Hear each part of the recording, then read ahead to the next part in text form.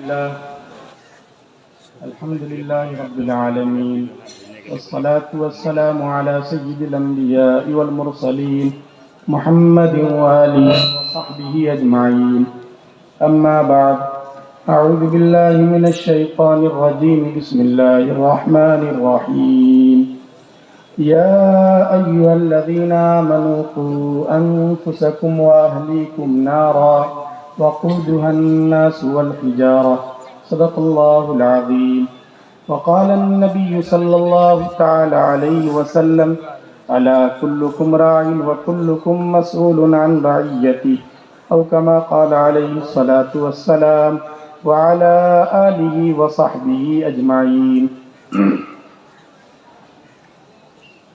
Stage پر تشریف فرما گرامی مرتبت حضرات علماء کرام، مشائخ عظام، معزز سامعین، بزرگوں، دوستوں، دینی بھائیوں اور عزیز طلبہ،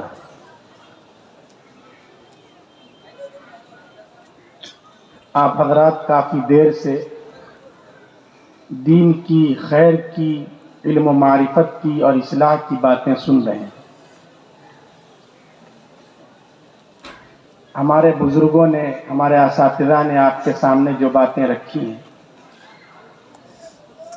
حضرت مفتی صاحب نے فرمایا کہ کہیں ایسا نہ ہو کہ کوئی دوسرا آدمی دوسرے کی بات کہہ دے.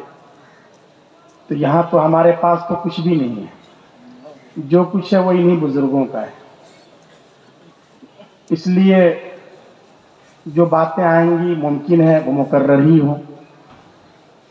یہ ہم بالکل نہیں کہہ سکتے کہ دارالعلوم دیوبند سے نسبت ہے تو کوئی ایسی بات آ جائے گی جو بات آپ نے سنی ہی نہ ہو اور جس پر آپ اچھل پڑیں. اس لیے کہ سب کو وہیں سے لینا ہے، قرآن اور حدیث سے ہی لینا ہے. قرآن کریم میں خود اللہ تبارک و تعالیٰ نے فرما دیا ہے وَذَكِّرْ فَإِنَّ الذِّكْرَىٰ تَنفَعُ الْمُؤْمِنِينَ، کہ آپ نصیحت کیجئے، لوگوں کو بتلائیے، سمجھائیے. اس کی فکر نہیں کرنی ہے کہ وہی بات 4 آدمی کہہ رہے ہیں، 5 آدمی کہہ رہے ہیں. نہیں، بار بار مذاکرے سے، سمجھانے سے، بتلانے سے ایمان والوں کو نفع ہوتا ہے. تو میں اپنے ان بزرگوں کی ہی باتوں کو دہرا رہا ہوں. محترم بزرگوں اور دوستوں، ہمارے حضرت مولانا نے فرمایا کہ مدارس کے کردار کے حوالے سے بات آئے اور کافی باتیں آ گئی ہیں. بہت اختصار کے ساتھ یہ سمجھیے کہ یہ جو ہمارے مدرسے ہیں، یہ آپ کا اتنا بڑا مدرسہ فیض القرآن، یہ علم کا مرکز ہے، معرفت کا مرکز ہے، یا اس کے علاوہ جو دوسرے چھوٹے چھوٹے مدرسے ہیں، مکاتب قرآنیہ ہیں، یہ سب دارالعلوم دیوبند کی طرف اپنے انتساب کو سعادت اور فخر کا باعث سمجھتے ہیں. اور یہ سمجھنا چاہیے کہ دارالعلوم دیوبند بالآخر قائم کیوں ہوا تھا، اس کا پس منظر کیا ہے، کیا حالات تھے. اگر آپ کو وہ حالات سمجھ میں آ جائیں گے تو خود ہی ان مدارس کی عظمت اور اہمیت آپ کے دلوں میں جاگزیں ہو جائے گی. دیکھیے، ہم اور آپ کو تاریخ میں یہ بات پڑھائی جاتی ہے، اسکول میں اور کالج میں یہ بات بتلائی جاتی ہے. ہم لوگ خود مدرسے میں بھی اپنے بچوں کو یہی بتلاتے ہیں کہ اس دیش پر جو انگریز قابض ہونے کے لیے آئے تھے، ان کا مقصد یہ تھا کہ ہندوستان سونے کی چڑیا ہے، اس لیے یہاں کی دولت ہتھیا لو، یہاں کے سورسز اور وسائل کو اپنے قبضے میں کر لو، ہندوستان کو کنگال کر کے برطانیہ کو آباد کر لو. ارے یہی بات بتلائی جاتی ہے نا کہ انگریز اسی مقصد سے آئے تھے نا، یہی تو تاریخ میں بتلائی جاتی ہے. لیکن یاد رکھیے، یہ آدھا سچ ہے. کیا یہ آدھا سچ ہے، پورا سچ نہیں. پورا سچ یہ ہے کہ انگریز اس ملک میں اپنا ایک کلچر لے کر آئے تھے، اپنا ایک ویژن لے کر آئے تھے، اپنا ایک مذہب لے کر آئے تھے.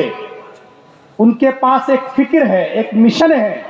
وہ اس مقصد کے تحت آئے تھے کہ اس ملک میں بسنے والے اہل ایمان کے دل اور دماغ میں بغاوت کے جراثیم پیدا کر کے انہیں مسیحیت کے اور عیسائیت کے رنگ میں رنگ دیا جائے۔ چنانچہ جہاں کہیں ان کا اقتدار قائم ہوتا تھا وہ پادریوں کی فوج کے فوج اتار دیا کرتے تھے۔ آگرہ میں کئی مسلم محلے جہاں 100% مسلمانوں کی آبادی تھی، ان انگریزوں کی ان حرکتوں کی وجہ سے پورے کے پورے محلے مرتد ہو گئے، کوئی مسلمان نہیں رہا تھا۔ ظاہر ہے کہ ان حالات میں ہمارے اکابر چین سے بیٹھ نہیں سکتے تھے، اس لیے وہ اپنی خانقاہوں سے نکلے، اپنی درسگاہوں سے نکلے، اپنی مسجدوں سے نکلے، اور سب سے پہلے انہوں نے انگریزوں کا میدان جنگ میں مقابلہ کیا، شاملی کے میدان کو آباد کیا۔ اس وقت پورے ملک کی مٹی میں سے کہیں بھی آپ مٹی کو اٹھا کے دیکھ لیں اور اسے لیبورٹری میں بھیج دیں، اس مٹی کے اندر ہمارے اکابر کے خون کی خوشبو ضرور آپ کو محسوس ہو۔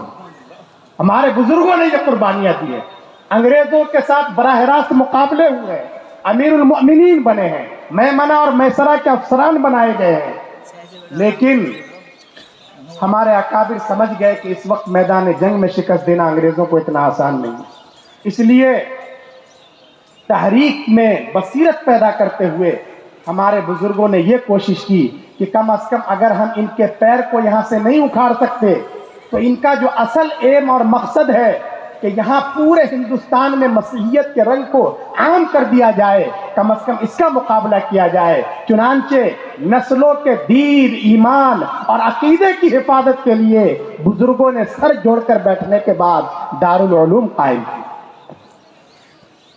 پھر دارالعلوم کے نہج پر ڈگر ڈگر، نگر نگر، قریہ قریہ، چھوٹی بڑی جگہوں پر یہ مدارس اور یہ مکاتب کا جال بچھ گیا، اور آج الحمدللہ انہی مدرسوں کی برکت ہے کہ انگریز جو خواب لے کر آئے تھے اللہ کے فضل سے وہ اپنے خواب میں کبھی کامیاب نہیں ہو سکے۔ اور آئندہ بھی ہمیں حوصلہ رکھنا چاہیے، حالات سے گھبرانا چاہیے۔ اسلام مٹنے کے لیے نہیں آیا ہے، اسلام یہ تو امن کا مذہب ہے، اسلام یہ بڑھنے اور پھیلنے کے لیے آیا ہے۔ اس لیے جو لوگ اسلام کو مٹانا چاہتے ہیں وہ خود مٹ جائیں گے، لیکن اسلام کا چراغ پوری قوت کے ساتھ انشاءاللہ جلتا رہے گا۔ تو یہ دارالعلوم دیوبند کی برکت ہے، ان مدارس کی برکت ہے کہ انگریز ناکام ہوئے۔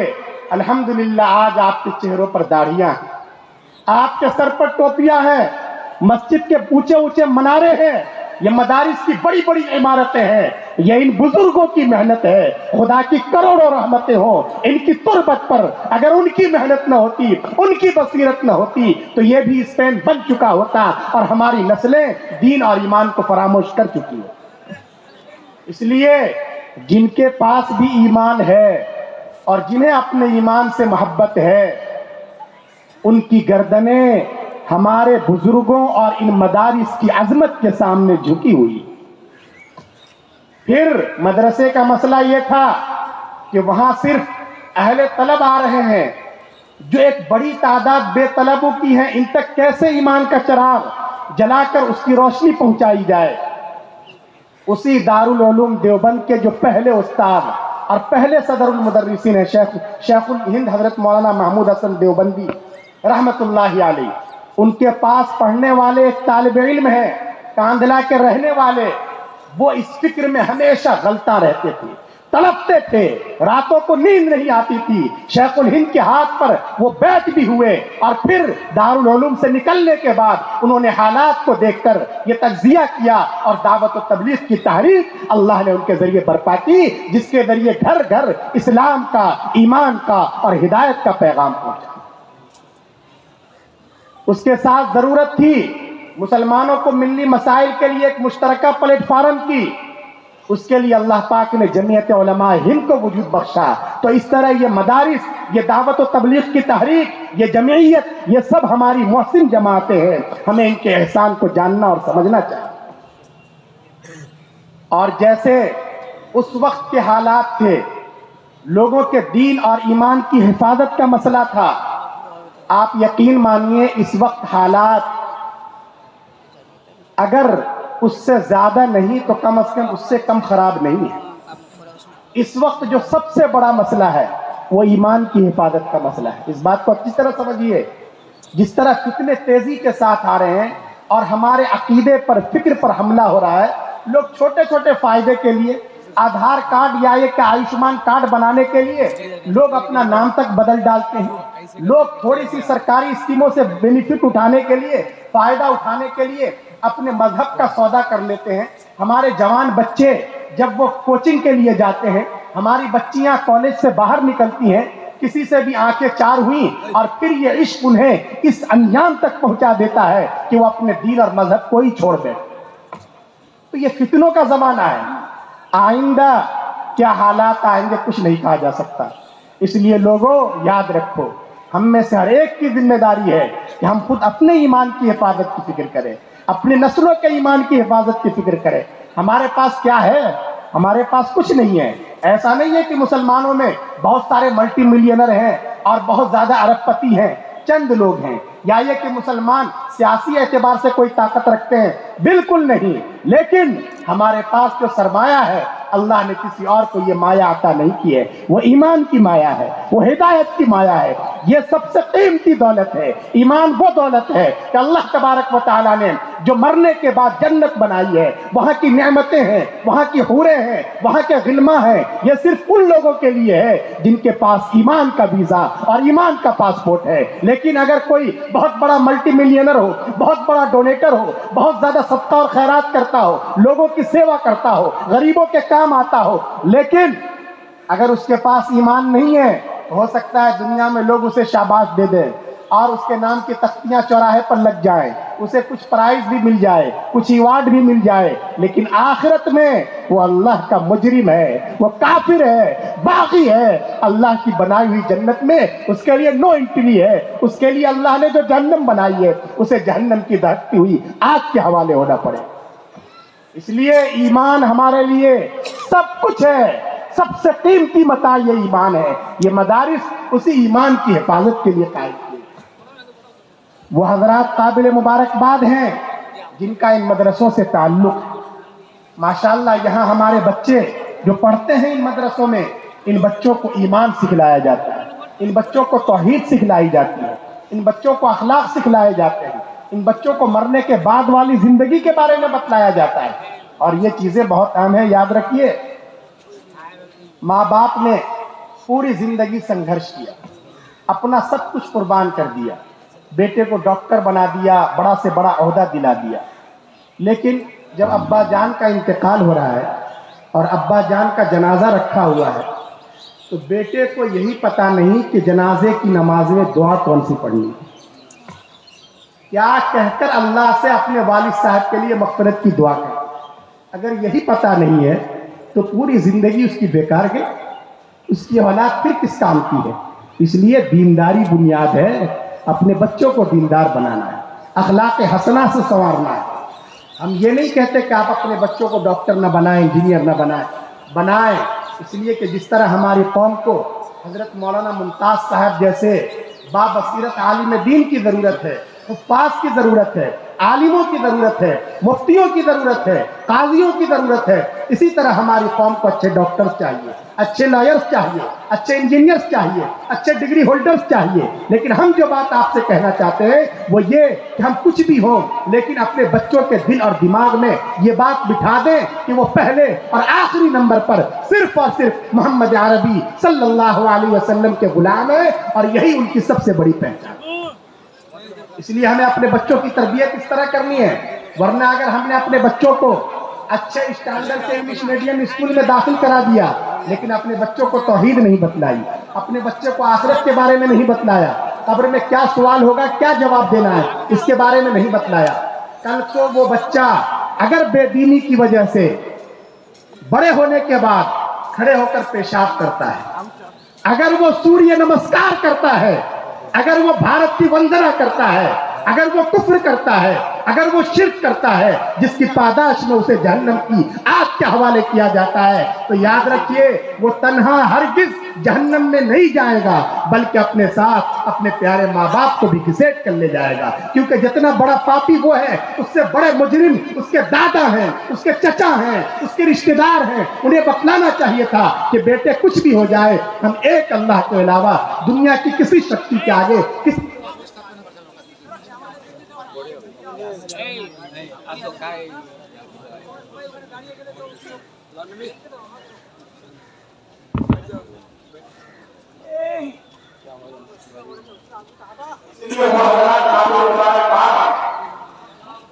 اللہ نے یہ موقع دیا ہے اور یہ جو آپ نے اپنے بچوں کو حافظ قرآن بنایا ہے، عالم دین بنایا ہے، یقین مانیے آپ نے گھاٹے کا سودا نہیں کیا ہے، آپ نے بڑی عقل مندی کا ثبوت دیا ہے، بہت بڑے نفع کی چیز آپ نے حاصل کر لی۔ دیکھیے ایک وقت تو آئے گا اور ہر ایک کے لیے وہ وقت آنا ہے کہ سب کی آنکھیں بند ہوں گی۔ جب ہماری آنکھیں بند ہوں گی ہم اپنی قبر میں پہنچ جائیں گے، منو مٹی کے نیچے دبا دیے جائیں گے۔ قبر میں کیا ہوگا؟ اندھیرا ہوگا نا، پسلیاں آپس میں مل جائیں گی، وہاں سانپ ہوں گے، وہاں بچھو ہوں گے، وہاں اژدہے ہوں گے، ہم چیخیں گے چلائیں گے لیکن کوئی ہماری مدد کو نہیں آئے گا۔ یہاں کی پردھانی، یہاں کی زمینداری، یہاں کی رشتہ داری، یہ سب دھری کی دھری رہ جائے گی، کوئی چیز کام نہیں آئے گی۔ لیکن آپ یقین مانیے، آپ اعتماد کیجئے اس بات پر، آپ سے غلط بات نہیں کہی جا رہی ہے، آپ کو جھوٹی تسلی نہیں دی جا رہی ہے۔ آپ یقین کیجئے اگر آپ نے اپنے بچے کو حافظ قرآن بنایا ہے، عالم دین بنایا ہے، تو قبر کے اس اندھیرے میں بھی کوئی پہنچے نہ پہنچے، آپ کا یہ لاڈلا وہاں ضرور پہنچ جائے گا، اور اس کے سینے میں جو علم نبوت ہے، علم قرآن ہے، اس کی روشنی سے قبر کا اندھیرا ختم ہو جائے گا، وہاں وسعت ہو جائے گی، کشادگی ہو جائے گی، سانپ ہٹ جائیں گے، بچھو ہٹ جائیں گے۔ اس وقت آپ کو محسوس ہوگا کہ آپ نے دنیا میں بھی ایک کام کم از کم عقل بندی کا ضرور کیا۔ اس لیے آپ حضرات قابل مبارکباد ہیں کہ آپ کا علماء سے، اہل اللہ سے اور صلحاء سے اور ان مدرسوں سے تعلق ہے۔ میں دل کی گہرائیوں سے اپنے ان عزیز طلباء کو جنہوں نے قرآن کریم مکمل کیا ہے انہیں مبارکباد پیش کرتا ہوں۔ کتنی تعداد ہے ان کی؟ حفاظ کی تعداد کتنی ہے؟ 37 ماشاءاللہ حفاظ ہے۔ یہ دیکھ لیجئے، یہ جو سب حافظ ہے نا، ایسا لگ رہا ہے جیسے پورے ایک مدرسے کو لا کر یہاں بٹھا دیا گیا ہے، اور ماشاءاللہ یہاں اتنی بڑی تعداد میں طلباء دستار فضیلت سے بھی مشرف ہونے والے ہیں۔ یہ بھی پورا ایک ادارہ ہے، الحمدللہ۔ یہ بہت بڑی بات ہے، اللہ پاک کی بہت بڑی نعمت، ہمیں اس نعمت کی قدردانی کرنی چاہیے۔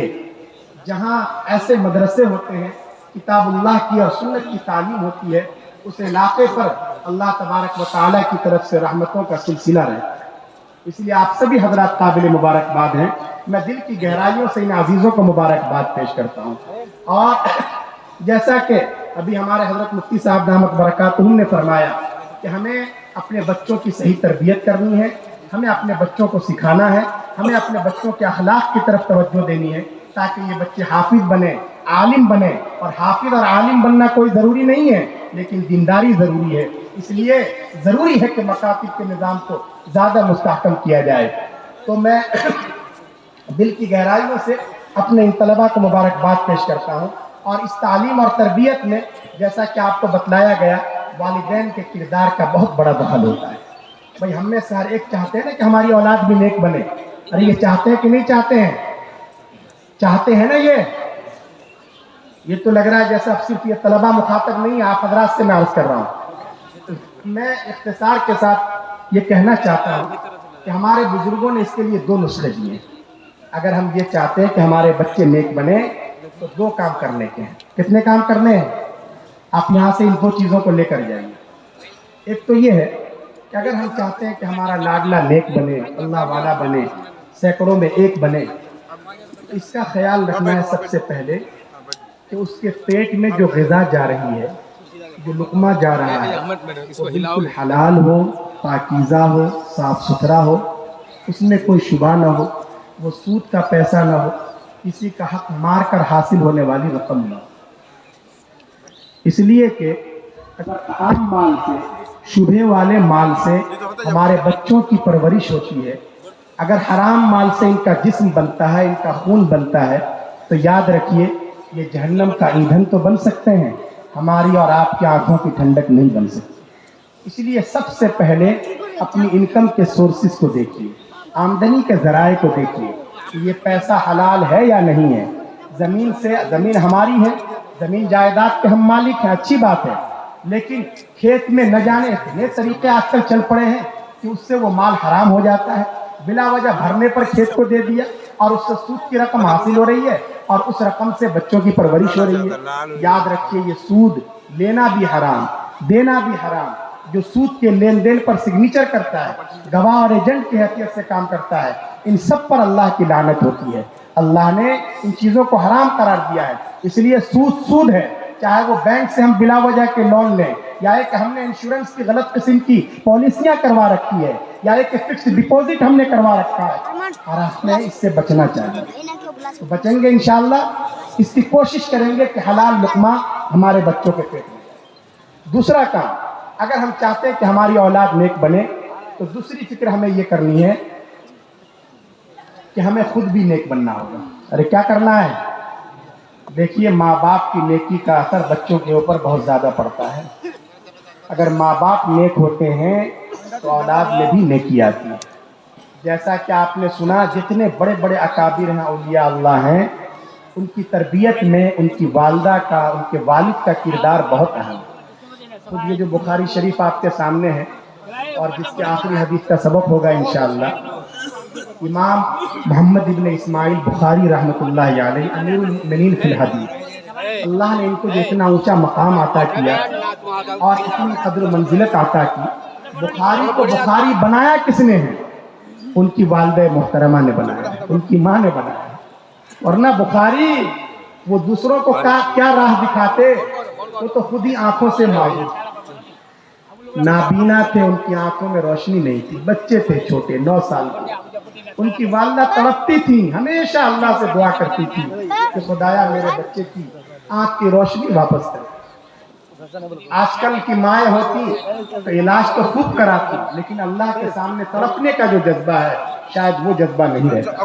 तड़पती रही, अपने बच्चे को बार बार देखती थी, आंखों से आंसू गिर जाते कि मेरा बच्चा खुद नाबीना है, मेरी तो ये तमन्ना है कि दुनिया की हिदायत के लिए काम आए, ये कैसे हो?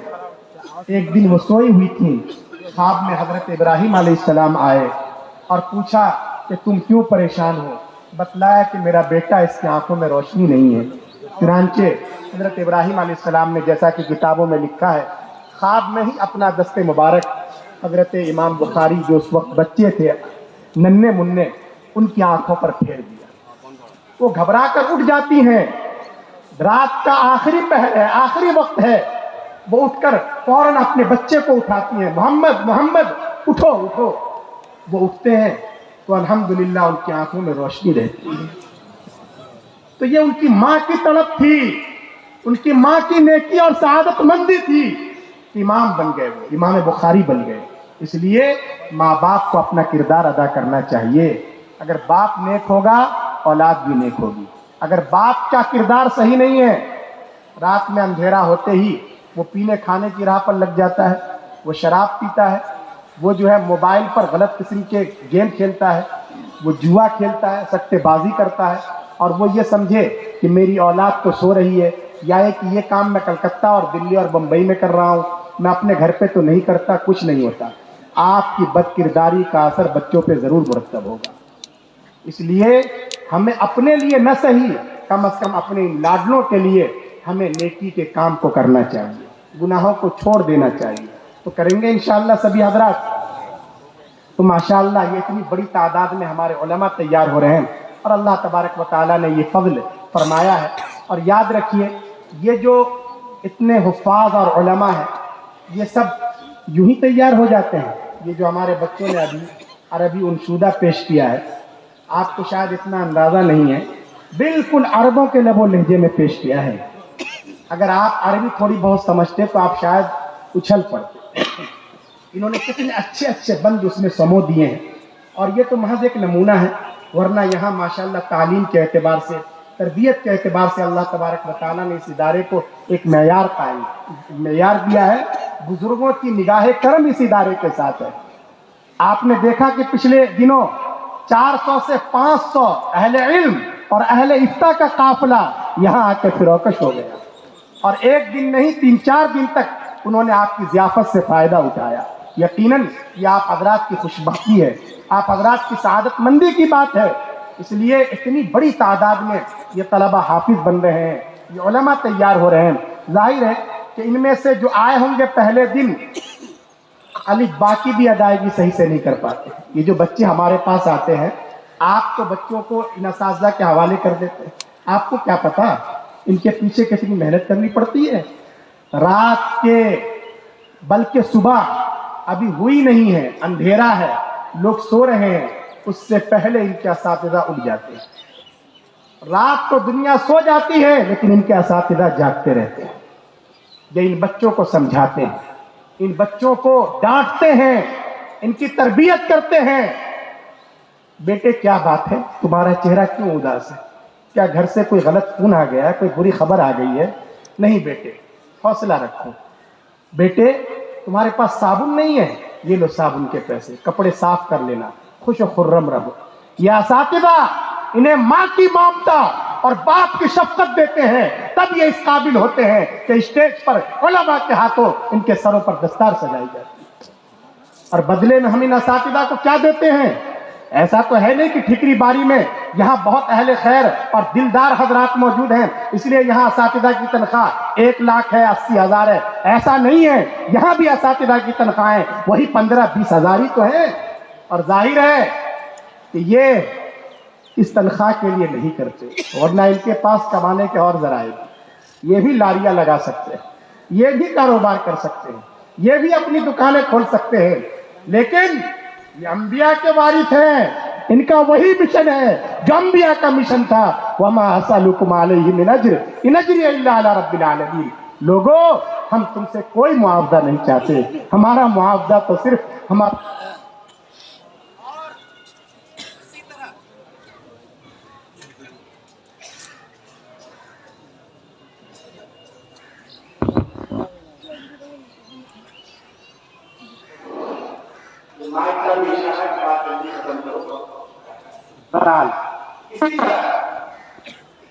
ये दुनिया वालों से क्या उम्मीद रखें? वल्लाहुल गनी व अंतुमुल फुकरा। बेनियाज जात सिर्फ अल्लाह की है। दुनिया वाले तुम हमें क्या दोगे? तुम तो खुद ही मोहताज हो। सबको अपने अपने माल से मोहब्बत है, तुम्हारी दौलत तुम्हें मुबारक। ये असातिज़ा इतनी मेहनत करते हैं, मशक्क़त करते हैं, तब ये उलमा तैयार होते हैं, हुफ़ाज़ तैयार होते हैं। इसलिए लोगों, इन असातिज़ा को कद्र की निगाहों से देखो। ये हमारी कौम के मोहसिन हैं, हमारे बच्चों का मुस्तक़बल बनाते हैं। इनसे अदब और एहतराम के साथ पेश आइए। जैसा कि हज़रत मौलाना ने इशारा किया, तजर्बा ये है और किताबों में ये बात लिखी है कि दादा जान अनपढ़ थे, अंगूठा छाप, सिग्नेचर भी नहीं कर सकते थे, अंगूठा लगाते थे, लेकिन उनके पोते को अल्लाह तबारक व तआला ने फैजुल कुरान का फाजिल बना दिया, माशाअल्लाह, आलिम दीन बना दिया, मुफ्ती शरअ मतीन बना दिया। क्यों? इसलिए कि दादा अगरचे अंगूठा छाप थे, अनपढ़ थे, जाहिल थे, लेकिन गांव की मस्जिद के इमाम साहब का एहतराम करते थे, उन्हें चाय पिलाया करते थे, उनके सामने जोर से नहीं बोला करते थे। हमारी ये तारीख है कि जो उलमा से मोहब्बत से पेश आते हैं, मकातिब के असातिज़ा की तौहीन नहीं करते, अल्लाह उनकी नस्लों में उलमाए रब्बानीयीन पैदा करते हैं। लेकिन अल्लाह बड़ा बेनियाज है, चाहे कोई हाजी हो या आलिम ही क्यों ना हो, अगर वो उलमा को हकारत की निगाह से देखता है, मस्जिद के इमाम की तौहीन करता है, मकातिब के असातिज़ा का एहतराम नहीं करता, अल्लाह बड़ा बेनियाज है, अल्लाह उसकी नस्लों को इल्म दीन की रोशनी से महरूम कर दे। इसलिए اپنے ان اساتذہ کی قدر و قیمت کو سمجھیں، ان مدارس کی قدر و قیمت کو سمجھیں۔ تو بہرحال یہ بچے بھی قابل مبارکباد ہیں اور ان کے والدین بھی قابل مبارکباد ہیں۔ طبرانی کی روایت میں تو یہ ہے کہ حافظ قرآن کے والد کے سر پر ایک نہیں ڈبل تاج پہنایا جائے، یہ طبرانی کی روایت ہے۔ ایک تاج والی روایت تو مشہور ہے، ڈبل تاج۔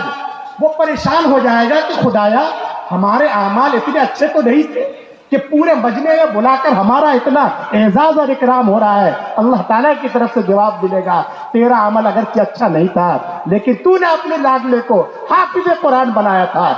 یہ قرآن کریم کی عظمت اور برکت ہے کہ تیرے سر پہ ڈبل تاج سجایا جا رہا ہے۔ اس لیے ان کے والدین قابل مبارکباد ہیں، ان کے اساتذہ قابل مبارکباد ہیں، اور یہاں کے جو منتظمین ہیں، جو ٹرسٹیز حضرات ہیں، ہمارے حضرت مولانا ممتاز صاحب جو بڑی فکر مندی کے ساتھ اس ادارے کو چلا رہے ہیں۔ اگر کہیں 150 طلبہ ہوتے ہیں، ان کا نظام چلانا اس میں تو اتنا درد سر ہوتا ہے کہ لوگ توبہ کر لیتے ہیں، لیکن یہ اللہ نے کتنا بڑا فضل فرمایا۔ میں سمجھتا ہوں یہ صرف اور صرف اللہ رب العزت کا فضل ہے۔ ایسے علاقے میں اتنا منظم اور مستحکم ادارہ اور اتنی ترتیب کے ساتھ اتنا اچھا ادارہ چلانا یہ صرف اللہ رب العزت کا فضل ہے۔ ذالک فضل اللہ یؤتیہ من یشاء۔ اس لیے ہم سب کو قدر کی نگاہ سے دیکھنا چاہیے۔ حضرت مولانا ممتاز صاحب قابل مبارکباد ہیں، اور اس کے علاوہ آپ سبھی حضرات جو یہاں کھڑے ہیں بیٹھ نہیں سکی، یہ جو پیچھے جو کھڑے ہیں یا سامنے میرے بیٹھے ہوئے ہیں جو مجھے نظر آ رہے ہیں یا مجھے نظر نہیں آ رہے ہیں، اسٹیج پر بھی پیچھے بہت اہم شخصیات ہیں، آپ سبھی حضرات قابل مبارکباد ہیں۔ صرف اساتذہ نہیں، صرف حضرت مولانا ممتاز صاحب نہیں، آپ سبھی حضرات آج کے دن قابل مبارکباد ہیں۔ کیوں؟ اس لیے کہ آپ کی محبت سے، آپ کے تعاون سے، آپ کی گاڑھی کمائی سے یہ حفاظ تیار ہوتے ہیں، یہ علماء تیار ہوتے ہیں۔ آپ کی محنت اور توجہ سے، آپ کے مال سے اسلام کی سرحدوں کی حفاظت کرنے والے اسلام کے سپاہی تیار ہو رہے ہیں۔ ضرورت اس بات کی ہے کہ ہم اپنے اس تعاون کو اور زیادہ بڑھائیں اور علماء کے ساتھ، بزرگوں کے ساتھ، دارالعلوم کے ساتھ، فیض القرآن کے ساتھ، دعوت و تبلیغ کے ساتھ، جمعیت علماء ہند کے ساتھ جو ہمارا تعلق ہے یہ تعلق اور زیادہ مضبوط ہو، مستحکم ہو۔ اللہ تبارک و تعالی مجھے بھی توفیق دیں، آپ حضرات کو بھی توفیق عمل سے نوازیں، آمین۔ وآخر دعوانا الحمدللہ رب العالمین۔